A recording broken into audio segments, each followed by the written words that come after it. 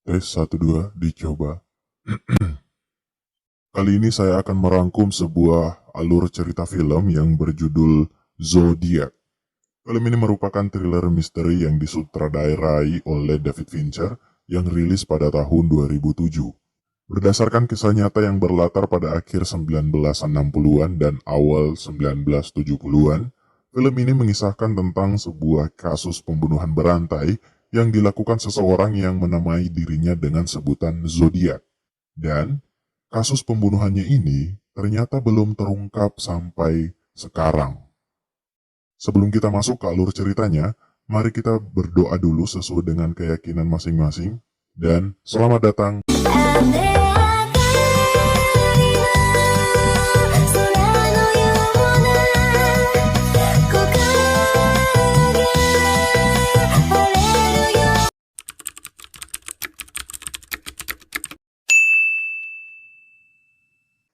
Film diawali dengan memperlihatkan sepasang kekasih yang sedang menghabiskan malam di taman umum, tepatnya di kota Vallejo, California.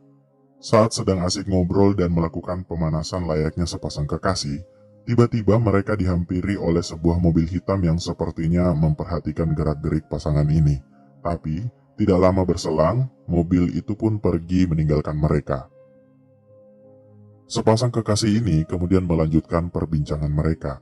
Tapi tiba-tiba, mobil tadi kembali dan berhenti tepat di belakang mobil mereka.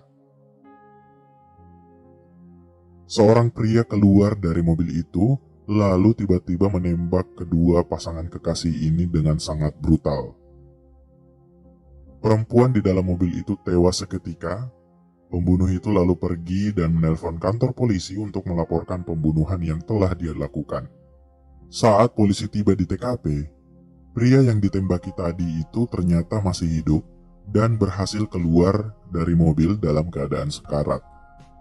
4 minggu setelah kejadian itu, terlihat seorang pria yang bernama Robert sedang melakukan aktivitas rutinnya sebagai seorang ayah untuk mengurus anak dan mengantarnya ke sekolah. Robert adalah seorang ilustrator yang bekerja di sebuah kantor media cetak yang bernama San Francisco Chronicle. Pagi itu, tidak seperti biasanya. Sebuah surat misterius sampai ke bagian editorial. Surat itu berisi rincian pembunuhan yang telah terjadi di beberapa lokasi yang berbeda. Dalam surat itu juga terdapat beberapa kode sandi yang sulit untuk dipecahkan. Penulis surat itu mengaku bahwa dia adalah seorang pembunuh. Dia juga meminta agar sandinya dipublikasikan di halaman depan koran, dan kalau itu tidak dituruti maka dia mengancam untuk membunuh lagi. Robert pun pulang dari kantor dengan rasa penasaran terhadap kode sandi misterius itu. Dia juga menempelkan sandi itu ke notif board di rumahnya. Robert sepertinya sangat tertarik dengan kasus ini. Pihak intelijensi kemudian memanggil para ahli untuk memecahkan sandi itu, tapi tidak ada yang bisa memecahkannya. Sementara itu, sepasang suami istri yang sedang membaca koran pagi ternyata melihat sandi itu di halaman depan koran dan mampu memecahkan sandi tersebut. 3 hari kemudian, Paul yang merupakan rekan sekantor Robert menunjukkan arti sandi yang telah dipecahkan oleh pasangan suami istri tadi. Dan Robert yang menerima itu merasa sangat senang dan antusias. Robert juga mencoba memecahkan sandi yang belum dipecahkan dengan melihat pola sandi tersebut. Di saat yang sama, si pembunuh mengirimkan surat baru lagi. Di surat itu dia menyebutkan dirinya sebagai Zodiac. Di tempat lain, terlihat sepasang kekasih sedang berduaan di pinggir danau. Tidak lama, mereka dihampiri oleh seorang perampok yang berniat untuk merampok mereka. Pria itu juga mengenakan pakaian serba hitam dan topeng yang menutupi wajahnya. Tidak hanya melakukan perampokan, pria itu juga membunuh dengan menusuk pasangan itu secara membabi buta. Kemudian, seperti sebelumnya, pembunuh yang bernama Zodiac itu menelpon polisi dan membiarkan sang pria hidup. Di kantornya, Robert sedang sibuk menggambar ilustrasi si Zodiac. Dia pun teringat pada artikel tentang film The Dangerous Game. Robert merasa bahwa Zodiac memiliki kaitan dengan film itu. 2 minggu kemudian setelah pembunuhan di San Francisco, seorang supir taksi dibunuh oleh seorang pria yang misterius. Orang misterius itu menarik kerah ke meja si supir dan menembak tepat di leher sang supir. Hal itu membuat sang supir tewas di tempat. Tapi ternyata kejadian itu disaksikan oleh anak-anak yang rumahnya berada di seberang jalan, tepat di depan lokasi kejadian. Anak-anak itu pun langsung menelpon polisi, dan setelah polisi tiba, mereka pun melakukan penyelidikan dan mencari pelakunya. Inspektur Dave kemudian melakukan investigasi kasus ini. 3 hari kemudian, Zodiac kembali mengirimkan surat ke Francisco Chronicle. Dalam surat itu juga terdapat potongan kemeja yang sudah bercampur bercak darah milik sang supir taksi yang telah dia bunuh. Dave kemudian datang ke Chronicle dan mengambil potongan kemeja itu sebagai bukti. Dia juga membaca isi surat dari ancaman Zodiac yang akan melakukan sabotase bus dan membunuh anak-anak sekolah yang ada di dalam bus itu. Mengetahui hal itu, Robert menjadi khawatir terhadap keselamatan anaknya. Maka dia mulai melarang anaknya menaiki bus sekolah dan memilih untuk mengantar anaknya sendiri. Penyelidikan terus dilakukan, pemberitaan tentang surat Zodiac mulai tersebar. Kantor polisi juga mulai dipenuhi dengan telepon-telepon masuk yang tidak ada hentinya. Kantor polisi San Francisco meminta bantuan dari kantor polisi Vallejo yang merupakan salah satu lokasi pembunuhan pertama Zodiac. Mereka kemudian mendapatkan beberapa bukti baru, dan beberapa hari setelah itu, Zodiac meminta untuk menelpon di sebuah acara talk show dan mau berbicara dengan Melvin Belli untuk mendapatkan nasihat. Di sana, para polisi ternyata sudah menyiapkan alat rekaman dan pelacak. Tidak lama kemudian, Zodiac ternyata menelpon, suaranya yang parau diiringi nafas yang menakutkan seperti orang yang sangat kesakitan. Tidak lama berselang, Zodiac mematikan teleponnya karena dia tahu bahwa polisi melacak panggilannya. Zodiac mematikan telepon sebelum 15 menit, karena dengan cara itu polisi tidak akan bisa melacaknya. Melvin Belli pun meyakinkan Zodiac bahwa mereka tidak melacaknya. Tidak lama, Zodiac pun menelpon lagi. Dia kemudian mengeluhkan sakit kepala yang dia rasakan. Tiba-tiba suara jeritan terdengar, lalu teleponnya pun mati. Keesokan harinya, Zodiac pun kembali mengirimkan surat ke Chronicle. Dia menuliskan bahwa dia tidak akan mengumumkan pada siapapun lagi saat dia akan melakukan pembunuhan. Di surat itu juga terdapat sandi dan selembar kertas yang isinya diduga merupakan sebuah rancangan bom rakit.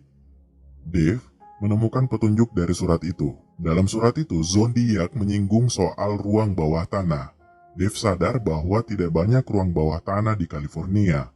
Dave akhirnya meminta rekannya untuk menyelidiki rumah-rumah yang ada di California.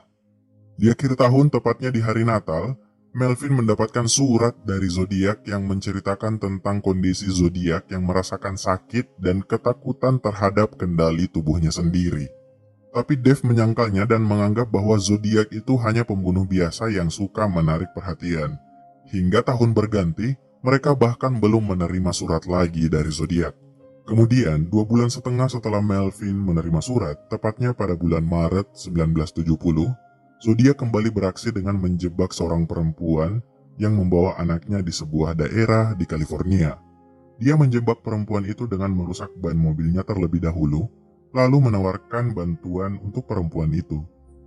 Zodiac kemudian membawa perempuan itu keluar dari kota. Tidak lama, perempuan itu ditemukan menjerit histeris di pinggir jalan. Kemudian dia terlihat sangat ketakutan dan mengatakan bahwa seorang pria ingin membunuhnya bersama anaknya. Di sisi lain, Paul mulai meragukan keberadaan Zodiac dan merasa bahwa surat-suratnya adalah omong kosong belaka. Robert sempat membantah, tapi Paul membawanya ke ruang berkas di kantornya dan menunjukkan artikel tentang pembunuhan dan mencocokkannya dengan surat Zodiac. Tidak hanya itu, Paul juga menunjukkan sobekan iklan yang bermerek jam tangan Zodiac dan simbol yang digunakannya. Mendengar hal itu, Robert merasa sedikit kecewa. Lalu kemudian berbulan-bulan setelahnya tidak ada lagi surat atau kabar tentang Zodiac. Sampai pada Oktober 1970, Paul mendapat kiriman kartu Halloween dan potongan kemeja si supir taksi yang penuh dengan bercak darah. Hal tersebut membuat Paul ketakutan. Kartu Halloween itu juga membuat Paul masuk ke dalam berita. Paul juga berencana untuk pergi menemui seseorang di Riverside. Pada malam hari, Robert kemudian pergi untuk berkencan dengan seorang perempuan yang bernama Melanie. Kencan mereka tidak berjalan mulus karena Robert terus memikirkan tentang zodiak dan mengkhawatirkan Paul. Paul kemudian kembali dengan berita dan bukti baru tentang zodiak. Pada bulan November 1970, Paul, Dave, dan dua rekan kerja Dave kemudian menuju Riverside untuk mendalami kasus yang terjadi di sana. Dave mendapatkan bukti baru dari kepolisian Riverside. Lalu, 8 bulan kemudian, kantor kepolisian San Francisco dibanjiri orang-orang yang mengaku mengenal zodiak. Tapi hanya ada satu pengakuan yang cukup kuat dan dipercaya oleh kepolisian. Pengakuan itu membawa mereka ke seseorang yang bernama Arthur Lake Allen. Kita panggil saja Lake. Dugaan Dave semakin kuat dengan beberapa bukti baru. Akhirnya mereka ke tempat Lake bekerja. Mereka kemudian memberikan beberapa pertanyaan kepada Lake, tapi terus disangkal dengan berbagai alasan. Di sana, ternyata ada banyak kejanggalan yang ditemukan seperti Lake yang bekerja menggunakan sepatu militer, jam tangan yang dia pakai, dan penjelasannya tentang darah yang ada di pisaunya. Saat Dave meminta jam tangan Lake, dia melihat jam tangan itu bermerek dan berlogo zodiak. Lake juga menceritakan buku favoritnya semasa kuliah yang berjudul The Dangerous Game. Tapi sayang sekali, percakapan mereka harus selesai karena bel berbunyi dan Lake harus kembali bekerja. Dave dan rekannya kemudian pergi ke tempat kakak Lake dan mendapat petunjuk baru yang merupakan tulisan tangan Lake. Tulisan tangan itu kemudian dibawa Dave untuk dicocokkan dengan surat-surat dari zodiak. Dave dan rekannya menduga bahwa Lake merupakan seorang ambidextrous yang bisa menulis dengan dua tangan dengan tulisan yang berbeda. Tapi hal itu disangkal oleh Melvin yang mengatakan bahwa tulisan ini tidak cocok dengan surat dari zodiak. Dave dan rekannya kembali ke kantor dengan rasa kecewa karena tidak adanya kecocokan tulisan tangan. Itu artinya tidak akan ada surat perintah untuk penggeledahan rumah Lake. Waktu pun berlalu hingga 1 tahun kemudian. Di tempat kerjanya, Paul yang terlihat berantakan mendapat masalah baru karena dia menyurat ke Departemen Kehakiman untuk melibatkannya dalam investigasi pencarian zodiak. Paul pun kemudian mengundurkan diri dari Chronicle dengan membawa rasa takut terhadap ancaman zodiak yang pernah dia dapatkan melalui kartu ucapan Halloween. Waktu kemudian berlalu sampai pada September 1972, Dave yang sudah mendapatkan surat perintah penggeledahan rumah Lake akhirnya datang untuk menggeledah rumah Lake. Di sana, Dave dan rekannya menemukan sarung tangan dan sepatu yang sama dengan ukuran zodiak. Di sana juga terdapat beberapa jenis senjata api yang mencurigakan. Tapi sayang sekali, Dave kembali kecewa setelah hasil pemeriksaan sidik jari dan tulisan tangan Lake tidak cocok dengan zodiak. 4 tahun kemudian, tanpa kabar dari zodiak, meja Paul telah diisi oleh reporter baru bernama Davey. Sedangkan rekan Dave yang bernama Phil pindah dari unit pembunuhan ke unit penipuan. Hal itu tentu membuat Dave bersedih. Robert juga sudah menikah dan membangun keluarga kecil dengan Melanie. Meskipun waktu sudah berlalu, tapi Robert masih penasaran dengan zodiak dan berniat untuk menyelesaikan kasus ini. Robert akhirnya pergi menemui Paul yang keadaannya semakin buruk. Robert menyarankan Paul untuk menulis buku tentang zodiak, tapi Paul tidak merespon dengan baik. Robert pun akhirnya mulai menggali semua informasi mengenai zodiak. Dia mendatangi TKP pembunuhan supir taksi, menemui Dave, dan memberitahukan asumsinya kepada Dave. Dave hanya menyuruh Robert untuk pergi ke Ken Narlow. Robert pun menemui Ken, kemudian Ken menyuruh Robert pergi ke Vallejo. Setelah itu, Robert kembali menemui Dave dan memberikan hipotesanya terhadap zodiak. Tapi Dave hanya menyuruh Robert untuk menemui Mervyn. Saat menunggu Mervyn selama 2 jam, pelayan di rumah Mervyn mulai menceritakan telepon dari zodiak yang dia terima sebelum malam Natal. Di telepon itu, zodiak menyebutkan tanggal lahirnya. Robert pun akhirnya menemukan petunjuk baru yang luput oleh polisi. Robert akhirnya langsung mengabari Dave tentang petunjuk yang ditemukannya. Dave hanya menyarankan kepada Robert untuk menemui seseorang yang bernama Mel. Tapi Robert tidak mendapat petunjuk apapun dari Mel. Mel hanya menyuruh Robert untuk mencari petunjuk lain. Robert pun akhirnya pulang ke rumah. Di rumah, istrinya terlihat tidak menyukai apa yang dilakukan Robert. Tiba-tiba, seseorang menelpon rumah Robert. Seseorang itu menyebutkan nama asli zodiak, yaitu Rick Marshall. Malam berikutnya, seseorang menelpon kembali ke rumah Robert, tapi orang itu tidak berbicara, melainkan hanya menghembuskan nafas berat. Di sana Melanie terlihat kesal sekaligus ketakutan. Robert kemudian kembali menemui Ken dan menanyakan tentang Rick. Setelah mendapatkan beberapa informasi tentang Rick Marshall, Robert pun memulai penyelidikannya. Tidak lama, Zodiac kembali mengirim surat. Di surat itu, Zodiac menyebutkan nama Dave, yang membuat Dave dikeluarkan dari unit pembunuhan. Meskipun Dave menyuruh Robert untuk berhenti, tapi Robert tetap menjalankan penyelidikannya. Kali ini dia dibantu oleh ketiga anaknya. Mereka kemudian menemukan sandi terakhir di selipan buku dan Robert pun berhasil menemukannya. Kemudian, Robert menemui Vaughan.